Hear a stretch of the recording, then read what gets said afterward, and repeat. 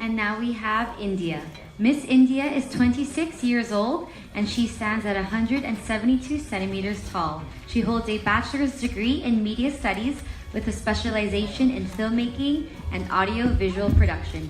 This year, she was accepted to Columbia Graduate School of Journalism, one of the best journalism schools in the world, for her master's, but could not attend due to financial constraints.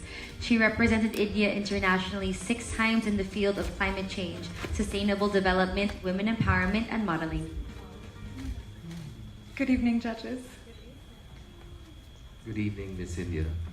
Would you say your country has gone a long way regarding gender equality? I personally believe that a country like India, we are a patriarchal society. We have been that for a while, but considering the fact that I'm sitting in front of you today, and I am an example of the fact that India has come a long way when it comes to gender equality. I myself taught children in the poorest of the poor slums, one of the largest slums in India. And I have seen that even those households who come from really backward and low economic conditions are now recognizing that a girl can do as much as a boy can, and are giving them encouragement to follow their dreams. So India has come a long way and it continues to grow when it comes to gender equality. And we are giving a lot of opportunities, especially even our government, our Prime Minister, including the Chief Minister of my own state. They have this thing called Beti Bachao, Beti Padhao, which means educate and empower the girl child, which is something that they're promoting all over the country right now. So yes, I'd agree with that. Thank you.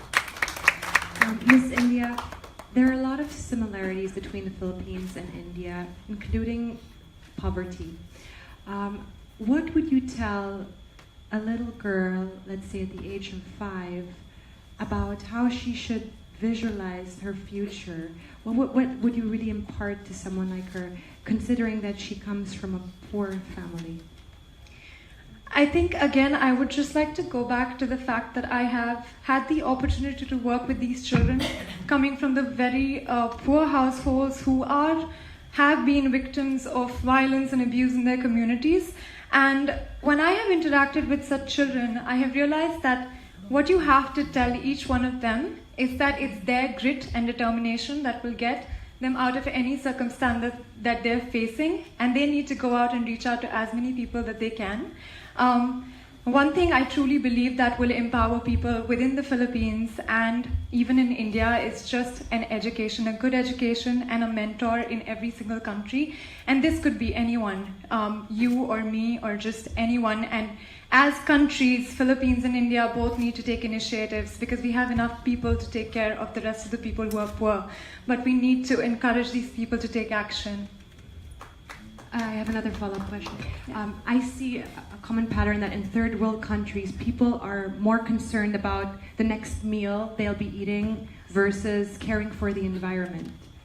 So how would you shift the mindset, or what would you say to people that really are surviving in life versus caring for our environment? I have struggled with this myself quite a lot because I feel when you go out and spread environmental awareness, people take it as something external to them.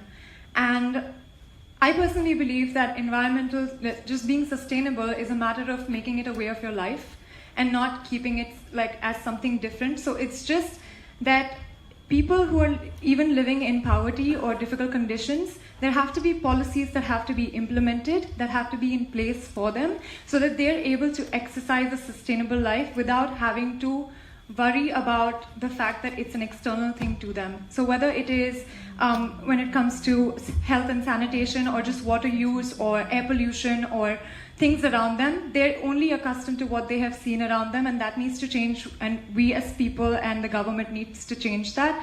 But in terms of meals, this is a difficult problem in both of our countries because we are struggling with resources. The people who have the power and the resources need to not be wasteful with what they have, and they need to use those resources to give these meals and education and literacy and these things to the people who are poor. So we all have to work together. But I think it has to be a way of life and not something separate from ourselves.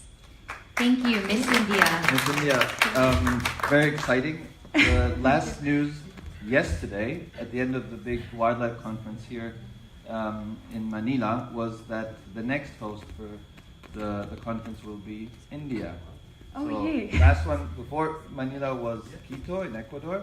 The next one will be in India. Yes. So I look forward to seeing lots of advocacy and work. This was a wildlife conference. Yes. I think it would be an absolutely wonderful platform because the government of India has close to 700 national parks right now and forest protected areas. They have worked tremendously on bringing our tiger population from 1,000 a couple of years back to over 3,000. We are 70% of the world's tiger population right now. We've worked on endangered species widely, and I think India would just be a fantastic place. We have the one-horned rhino, we have the tiger, we have Asian elephants. It's just a wonderful place for wildlife conservation, and I'm so glad that India would be hosting this particular conference. Thank you, Miss Thank you so India. much. Thank you. She knows the data the Indian negotiator mentioned yesterday, 700 protected areas.